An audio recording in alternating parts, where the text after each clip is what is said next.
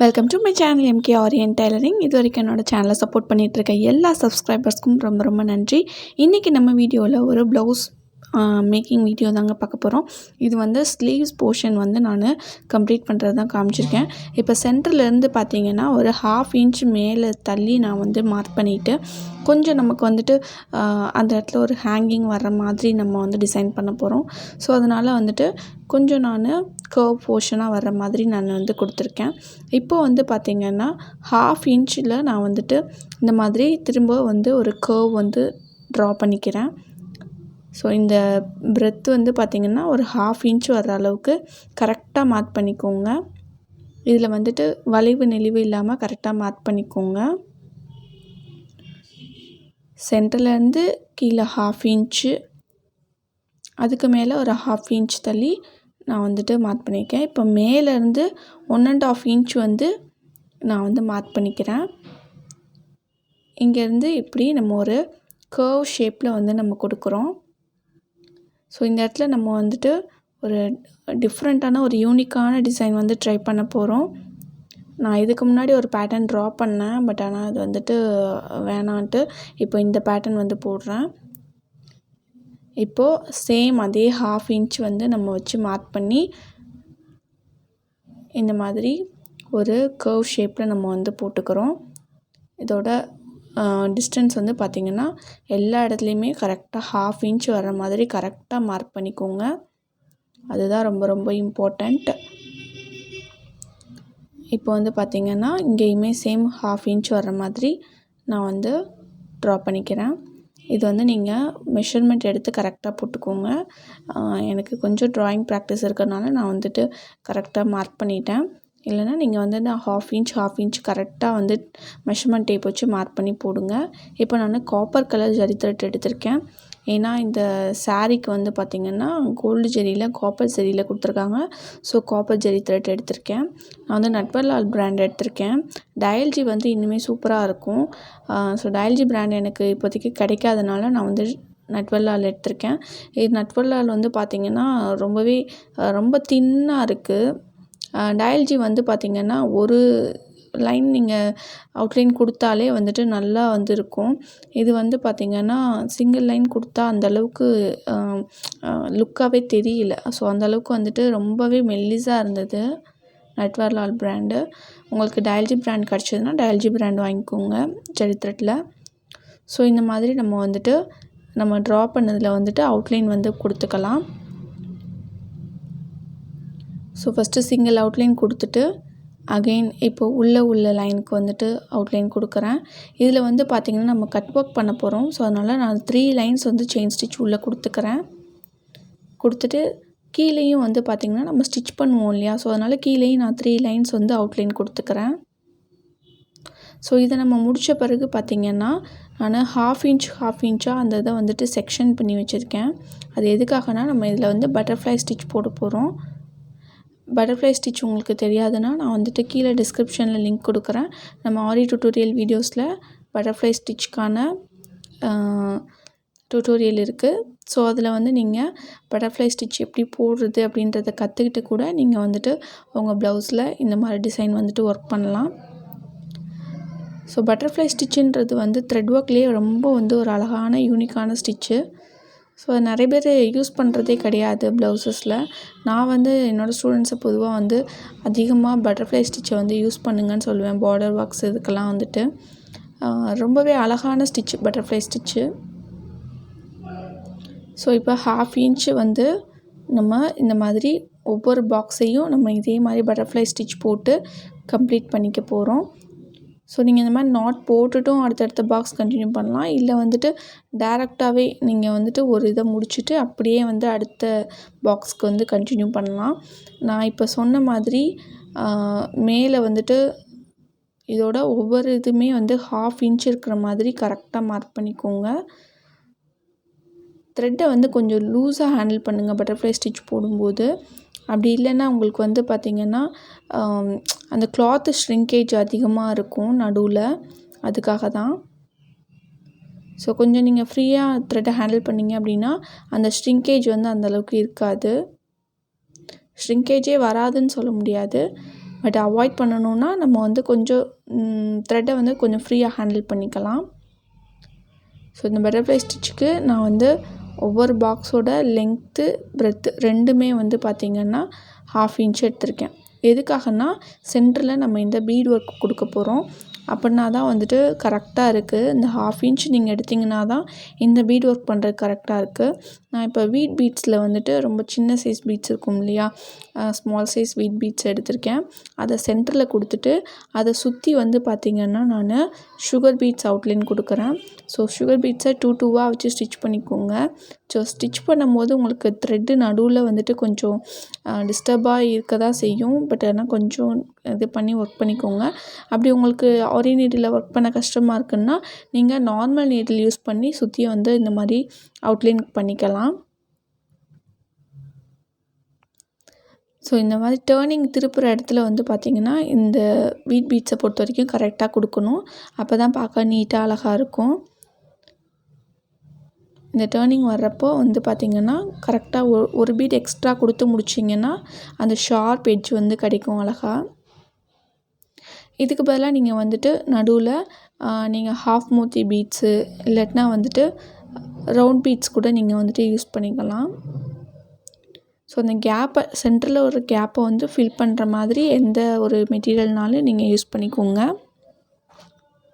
இல்லை நம்மகிட்ட வந்து காப்பர் கலர் இருக்குன்னா, ஸோ காப்பர் கலர் ப்ளவுஸ்னால் காப்பர் கலரே கூட கொடுக்கலாம். ஸோ காப்பர் கலர் பீட்ஸ் எங்கிட்ட அவைலபிள் இல்லை. ஸோ அதனால தான் நான் வந்துட்டு இதில் கோல்டே யூஸ் பண்ணுறேன்.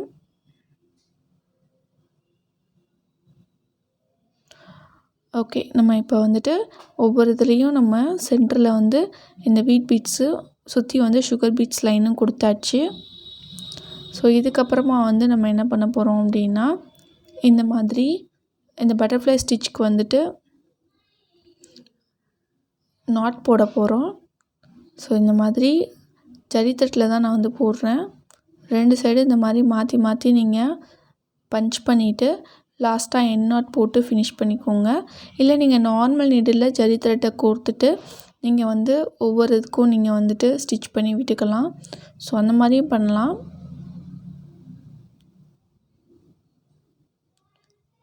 ஸோ ஆரி நீடில் போடும்போது பார்த்திங்கன்னா நீங்கள் நல்லா த்ரெட்டை உள்ளே தள்ளி விட்டு ஹோல்டு பண்ணி நீங்கள் ஒர்க் பண்ணிங்கன்னா நல்லாயிருக்கும் பார்க்குறதுக்கு. ஓகே, நம்ம இதை ஃபுல்லாக வந்து கம்ப்ளீட் பண்ணிக்கலாம். ஸோ நம்ம இப்போ ஜரி த்ரெட் ஃபுல்லாக கொடுத்து முடிச்சாச்சு சென்டரில். இப்போ வந்து பார்த்திங்கன்னா அகெயின் நான் 1/2 இன்ச் வந்து மார்க் பண்ணிக்கிறேன். மார்க் பண்ணிவிட்டு இந்த மாதிரி ஒரு கர்வ் லைன் வந்து ட்ரா பண்ணிக்கிறேன். ஸோ இதில் ட்ராயிங் வந்து ரொம்ப ரொம்ப இம்பார்ட்டண்ட் ஆரி ஒர்க்கை பொறுத்த வரைக்கும். ஸோ சின்ன சின்ன வளைவு நெளிவுலாம் வந்துட்டு அழகாக போட வந்ததுன்னா நமக்கு இன்னுமே ஒர்க் பண்ணுறதுக்கு ஈஸியாக இருக்கும். ஸோ இந்த மாதிரி நான் மார்க் பண்ணிவிட்டு 1/2 இன்ச்சுக்கு மார்க் பண்ணிட்டு இந்த மாதிரி ட்ரா பண்ணியிருக்கேன் லைனை. இந்த லைனில் நம்ம என்ன ஸ்டிச் யூஸ் பண்ண போகிறோம் அப்படின்னா சோட்டி ஸ்டிச் யூஸ் பண்ண போகிறோம். சோட்டி ஸ்டிச் டைப் 2 நான் யூஸ் பண்ணுறேன். ஸோ உங்களுக்கு டைல்ஜி பிராண்ட்னா டைப் 1 போட்டாலும் கூட நல்லாவே வந்துட்டு திக்னஸாக இருக்கும். இது வந்துட்டு பார்த்திங்கன்னா ரொம்ப மெல்லிஸாக இருக்குன்னு சொன்னேன் இல்லையா இந்த ஜரி த்ரெட்டு, அதனால வந்துட்டு நான் சோட்டி ஸ்டிச் டைப் 2 வந்து போடுறேன். அது வந்து கொஞ்சம் அது திக்னஸ் கிடைக்கும். அதுக்காக தான் நான் வந்துட்டு சோட்டி ஸ்டிச் டைப் 2 வந்து போட்டுக்கிறேன். ஸோ அதோட லிங்க்கும் நான் கீழே டிஸ்கிரிப்ஷனில் கொடுக்குறேன். ஸோ நீங்கள் அதை பார்த்துக்கோங்க. ஸோ நான் அது ரொம்ப ஸ்லோவாக போட்டு காமிச்சிட்டு இருந்தேன்னா வீடியோ ரொம்ப லென்த் ஆகிடும். அதனால தான் வந்துட்டு நான் ஃபாஸ்ட் ஃபார்வர்ட் பண்ணியிருக்கேன். உங்களுக்கு அந்த ஸ்டிச்சோட டுட்டோரியல் வேணும்னா நான் டிஸ்கிரிப்ஷனில் லிங்க் கொடுத்துருக்கேன், அதை வந்து செக் பண்ணிக்கோங்க. ஸோ இது மாதிரி த்ரெட் ஒர்க் ஸ்டிச்சஸோட டுட்டோரியல்ஸ் எல்லாமே நம்மளோட யூடியூப் சேனலில் ஆரி கிளாஸ் ப்ளேலிஸ்ட்டில் இருக்கும். ஸோ செக் பண்ணிக்கோங்க. இப்போ வந்து நம்ம ஃபேப்ரிக் க்ளூ அப்ளை பண்ணிக்கிறோம். ஃபேப்ரிக் க்ளூவில் வந்துட்டு இந்த பிங்க் இல்லாமல் இந்த ப்ளூ வந்துட்டு பார்த்திங்கன்னா உங்களுக்கு ரொம்பவே நல்லாயிருக்கும். ஒரு 5 or 10 ருபீஸ் தான் கூட இருக்கும். ஸோ இந்த ப்ளூவில் வந்துட்டு இன்வெஸ்ட் பண்ணிக்கோங்க. பிங்க்கோட இந்த ப்ளூ நல்லாயிருக்கு.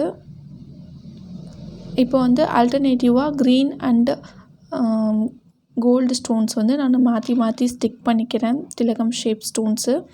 ஸோ இந்த மாதிரி நீங்கள் ஸ்டிக் பண்ணும்போது எக்ஸ்ட்ரா ரொம்ப க்ளூ அதிகமாக இருந்தது அப்படின்னா நீங்கள் அப்ளை பண்ணும்போதே வந்துட்டு அந்த ஸ்டோனை ஸ்டிக் பண்ண உடனே வந்துட்டு உங்களுக்கு எக்ஸ்ட்ரா இருக்கிற க்ளூவை வந்துட்டு இந்த மாதிரி நீடிலாலேயே வந்துட்டு எடுத்துட்டு ஒர்க் பண்ணிங்க அப்படின்னா அந்த க்ளூவோட அந்த மார்க் வந்துட்டு கிளாத்தில் இருக்காது.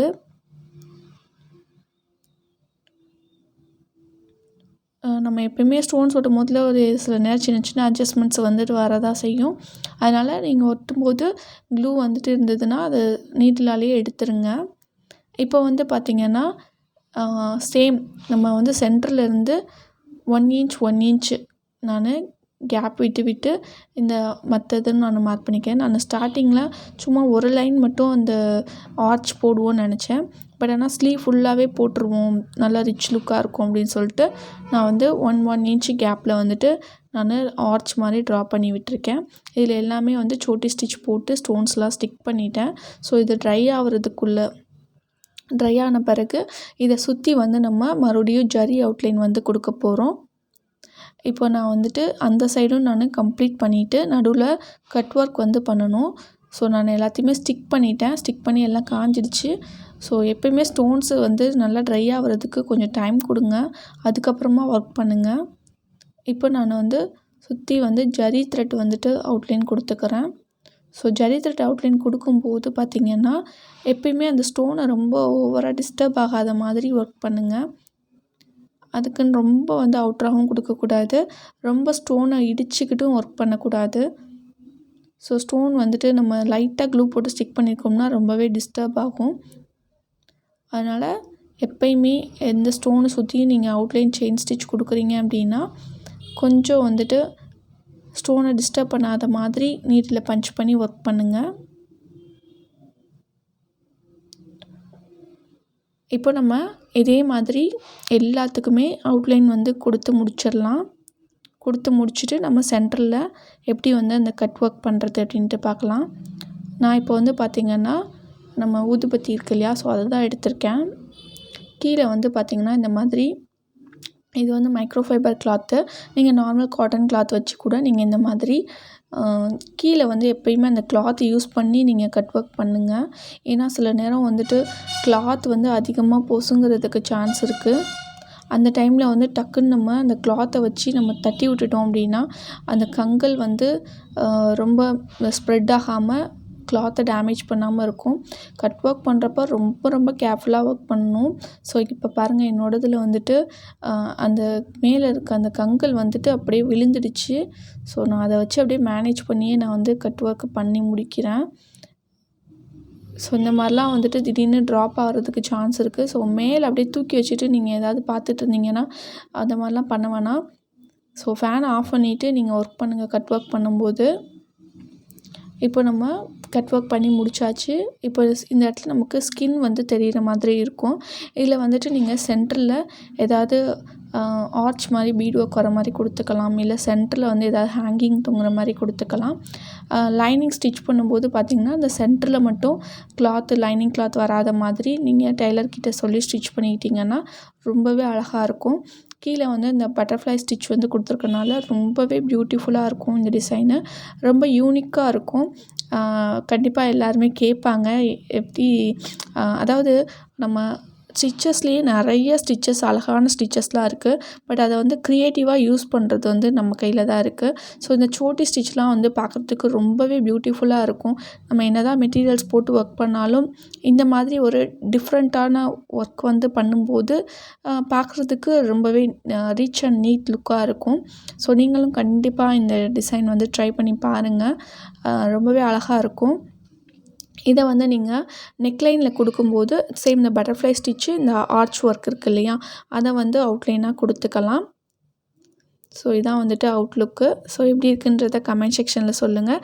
தேங்க்ஸ் ஃபார் வாட்சிங் this video. Meet you in next video. Bye bye.